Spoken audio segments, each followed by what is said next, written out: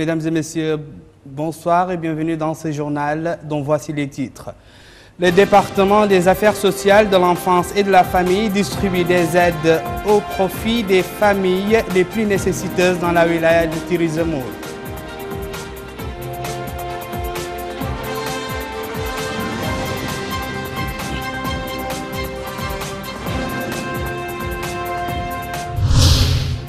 Clôture de la deuxième colonie de vacances organisée par l'Association culturelle et sportive de la Gendarmerie nationale.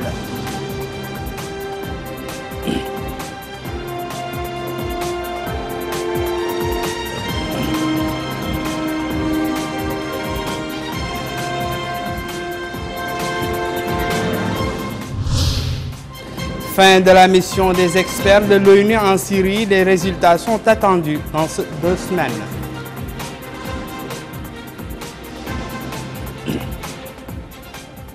Mesdames et messieurs, bonsoir. Nous ouvrons ce journal par la visite effectuée par la ministre des Affaires sociales, de l'enfance et de la famille, Mme Aïcha Valmet-Vergès à Zouerat. Sur place, la ministre a distribué des aides considérables au profit des coopératives féminines et des familles les plus nécessiteuses dans la wilaya de Tirizemour. Compte rendu de Melika Nakli. Cette visite d'inspection et de travail de la ministre des Affaires sociales, de la famille et de l'enfance, Mme Aïcha Valmet-Vergès, dans la wilaya du Tirizemour, s'inscrit dans le cadre de la volonté des autorités publiques de rapprocher l'administration des citoyens et de contribuer à l'amélioration des conditions de vie de ceux-ci. À Zouerat, la ministre a tenu une réunion en présence des chefs de services régionaux, des élus et des organisations de la société civile, ainsi que des responsables des coopératives. La ministre a annoncé à l'occasion de cette visite l'attribution d'une enveloppe de 8 millions d'ouguiyas au profit de coopératives féminines et une note de 3 millions pour le compte des familles les plus nécessiteuses de la wilaya, en plus d'un montant de 700 000 ouguiyas au profit des personnes handicapées. La ministre a passé en revue à cette occasion les réalisations accomplies par son département au cours des dernières années, particulièrement celles réalisées au niveau de la wilaya du Tirizemour. Elle a appelé par ailleurs les participants à cette réunion à œuvrer pour sensibiliser les citoyens à se faire enregistrer au recensement administratif à vocation électorale en vue de participer aux prochaines élections. La ministre des Affaires sociales, de la famille et de l'enfance, Mme Aïcha Valmet-Vergès, a également effectué une visite d'information à la coordination régionale relevant de son département, au cours de laquelle des explications sur les différentes activités réalisées par cette structure décentralisée lui ont été présentées. Nous restons toujours dans les wilayas du Nord, mais cette fois-ci à Nouadhibou, où s'est clôturée la deuxième colonie des vacances organisée par l'Association culturelle et sportive de la Gendarmerie nationale au profit de 33 élèves fils de gendarmes qui se sont fait distinguer au cours de l'année scolaire 2012-2013. Moussa Ndiaye. Cette deuxième colonie de vacances organisée par l'Association culturelle et sportive de la Gendarmerie nationale au profit des enfants des gendarmes a été marquée par la distribution des prix aux meilleurs élèves durant l'année scolaire 2012-2013. Au total, ils sont 33 élèves, tous fils de gendarmes, qui se sont fait distinguer au cours de cette année scolaire. Au cours de cette cérémonie, le colonel Shbih Oulhamma, président de la commission de supervision, a indiqué que cette colonie de vacances intervient après l'organisation du concours du Ramadan de l'an 1434 de l'Hégire, dans lequel ont participé 118 éléments de la gendarmerie nationale, des membres de leur famille et des retraités. Il a ajouté que ces jeunes ont pu, durant leur séjour à Nouadhibou, visiter un certain nombre de centres d'intérêt de la wilaya de Dakhlet Nouadhibou et d'organiser des activités culturelles et sportives. De son côté, le porte-parole des participants à cette colonie de vacances, l'élève Abdallahi Wilsid al-Mokhtar, a loué l'intérêt qu'accorde l'état-major de la gendarmerie nationale aux enfants à travers la création d'un jardin d'enfants pour assurer une bonne éducation de base. Cette cérémonie s'est déroulée sous la supervision du chef d'état-major adjoint de la gendarmerie nationale, le général de division Sultan Ould Mohamed Saoud et plusieurs autres personnalités. Cap maintenant sur le Gorgol, où le département de l'agriculture et du développement rural multiplie ses actions dans le but de préparer convenablement la campagne agricole pour la saison 2013-2014. Les intervenants dans ce secteur ont assuré que des surfaces agricoles ont été réaménagées et préparées pour accroître la production cette année. Retour à Moussa Ndiaye. C'est à Birlbark, relevant de la commune de Nerowalo, non loin de Kayidi, capitale régionale de la wilaya du Gorgol, que M. Mohamed Ahmed Aïda, secrétaire général du ministère du développement rural, a débuté sa visite d'information et d'orientation dans la wilaya. À Birlbark, comme à Kayidi, le secrétaire général du ministère du développement rural a pu s'informer sur plusieurs aspects, non seulement qui concernent les agriculteurs, mais aussi des aspects qui s'inscrivent dans le cadre du programme de leur département, où l'État mauritanien a mis à la disposition des agriculteurs de Kayidi quelques outils nécessaires que les bénéficiaires jugent importants. Mes vives félicitations à l'État qui a mis tous les entrants à notre disposition. Et vraiment, on n'a pas de problème avec l'État. L'État a fait le maximum de lui-même. Le problème qui se pose, c'est au niveau des paysans qui n'ont pas remboursé à temps. Et c'est ce qui a apporté le retard de ce périmètre. Donc ce périmètre est parti avec 338 hectares. Actuellement, on se trouve à 570,75. Ça fait un petit progrès de 142 hectares de plus. Si l'État mauritanien a pris toutes les dispositions pour répondre aux doléances des agriculteurs de Kayidi, alors où se trouvent les observations? Malheureusement, nous avons des gens qui l'an dernier n'avaient pas exploité et qui ne font pas partie cette année dans le crédit. C'est-à-dire que tout simplement le crédit a dit que ces gens, comme cette année ils ne sont pas éligibles, tous ceux qui ne sont pas éligibles cette année ne font pas partie du crédit.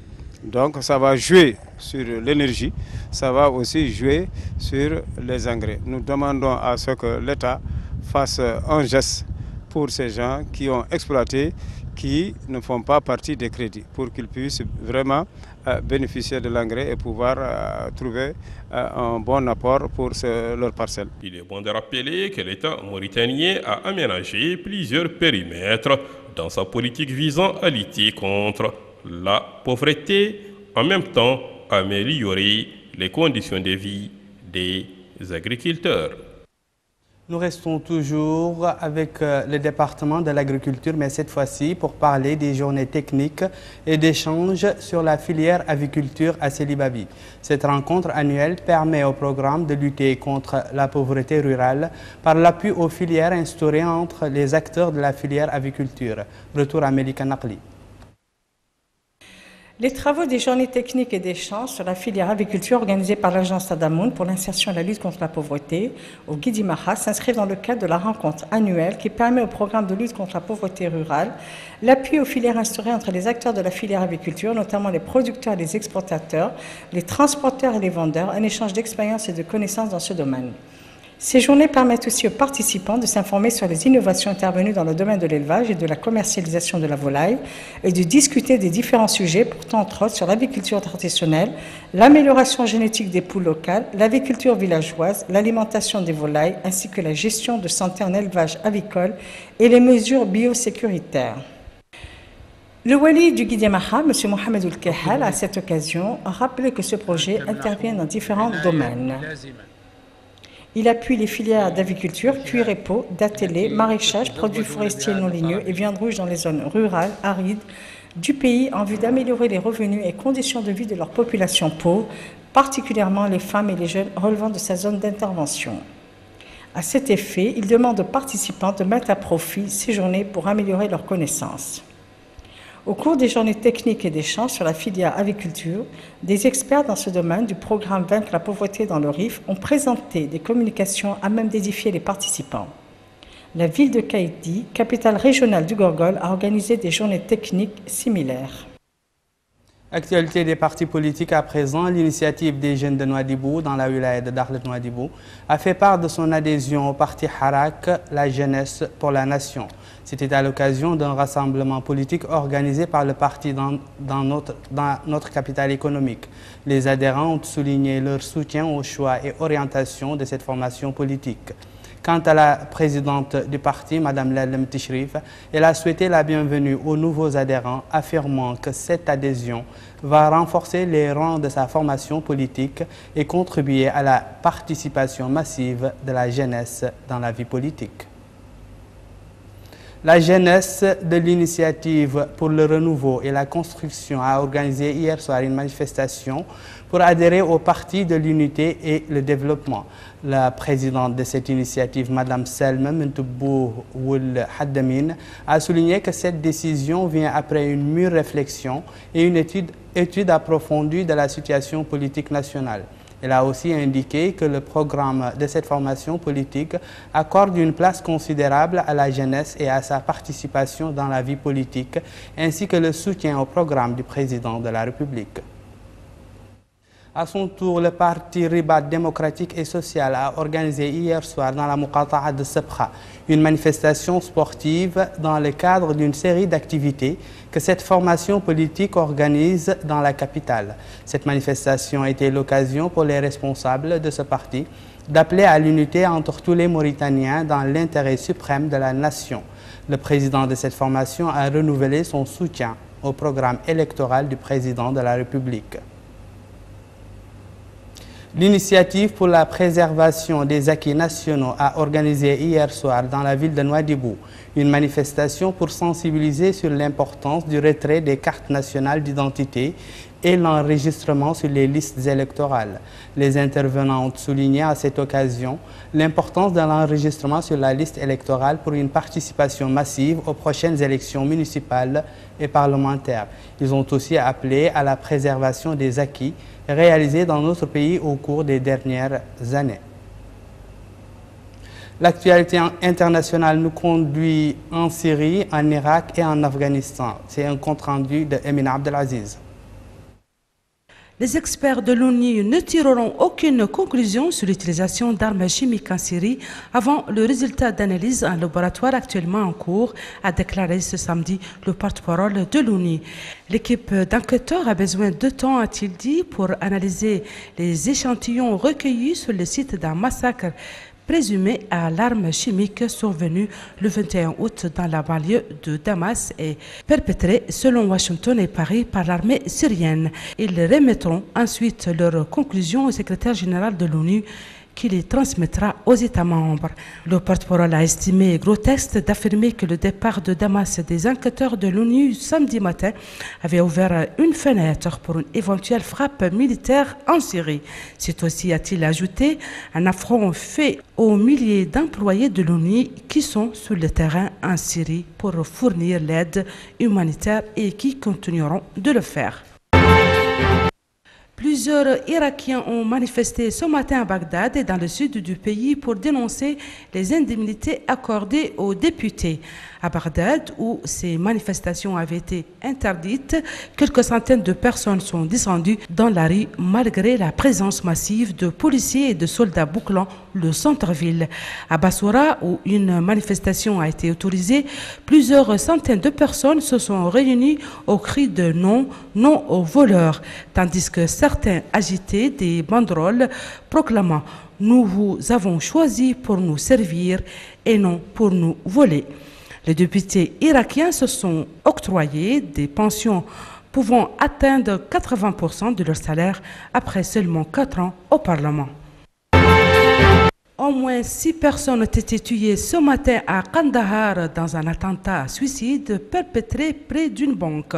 Vendredi, 12 personnes, dont une femme, ont été tuées par l'explosion d'une bombe artisanale au passage de leur véhicule dans la province du Helmand. La journée d'hier avait été également marquée par la mort de 8 personnes, dont un gouverneur de district tué dans un attentat suicide commis dans la cour d'une mosquée de la province de Kunduz. C'est la fin de ce journal. Voici le rappel des titres. Le département des affaires sociales, de l'enfance et de la famille distribue des aides au profit des coopératives féminines et des familles les plus nécessiteuses dans la wilaya du Tirizimour.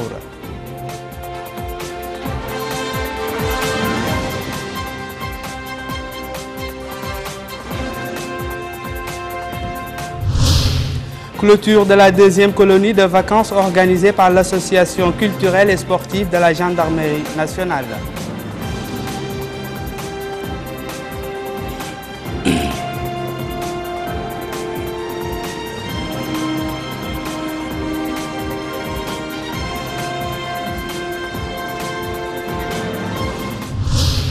Fin de la mission des experts de l'ONU en Syrie. Les résultats sont attendus dans 2 semaines. Voilà, c'est la fin de cette édition. Merci de l'avoir suivi. Merci également pour votre fidélité. Au revoir.